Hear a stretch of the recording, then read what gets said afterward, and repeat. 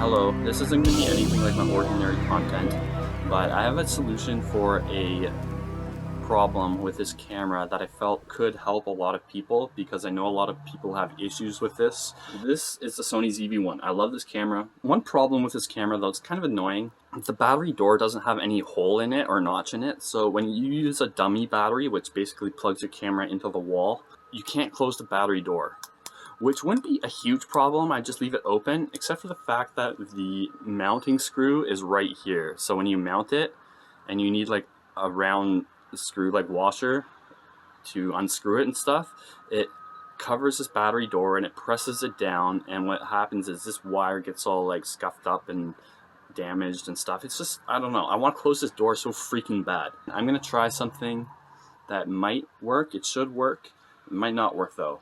I'll be the guinea pig, but this solution might not be for everyone because it requires you to intentionally damage the body of your $1,000 camera, which I'm willing to do to solve this problem because I love this camera so much that I don't see myself selling it anytime soon, and by the time I am ready to sell it or move on to another camera or whatever, that little notch I'm about to put into the body isn't going to make a lot of a difference in its value. I examined the battery compartment, and plastic between the bottom of this part and the top, that little piece right here, is wider than this wire. So if I put a little notch in there, theoretically, on paper, I should be able to close the battery door after, and everyone will live happily ever after. We'll see.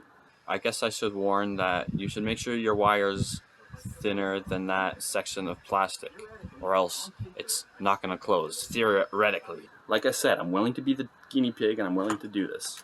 I mean, it should work. It looks like it should work. So ideally, I think you'd want a box cutter for this job, like an X-Acto knife would be great, but I don't have that, so I'm using these very sharp scissors. And I already started a little bit. These work fine. Just be careful whatever you do. Don't cut yourself. Use proper tools, not scissors. I'm a pro, however, and it should be fine. So you can see where I started the notches.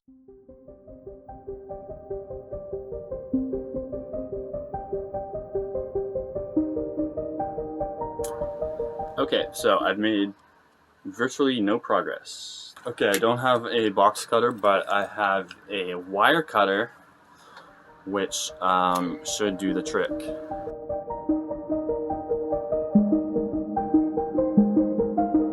If you had like a round sort of, what's it called, sandpaper drill bit, that would probably be best at this point. I could probably just smooth it out with one of those if I had one. I don't. I have sandpaper, I could just wrap it around something thin. You know, where's the sandpaper? It's close. I'm not that lazy. Come on, Tussin.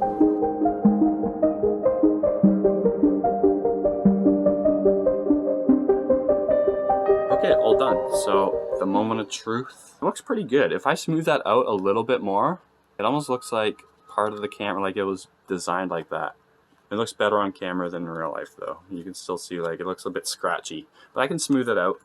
Anyways, I don't care anyways, like I said at the beginning. So yeah, I'll put the wire through there, and it should close without a problem, right? Lock it. Voila! There we go. It works. It works. Like a freaking charm, I must say, too. I felt it pressing down on the wire very slightly, but then again, there is still a little bit more room I can sand down. It's not like all the way at the bottom. There's like a fraction of a millimeter left, but it's pressing down like very, very lightly on the wire, barely at all.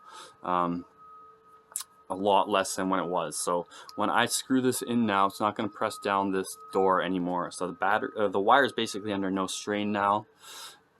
I think it's a pretty elegant solution, all things considered.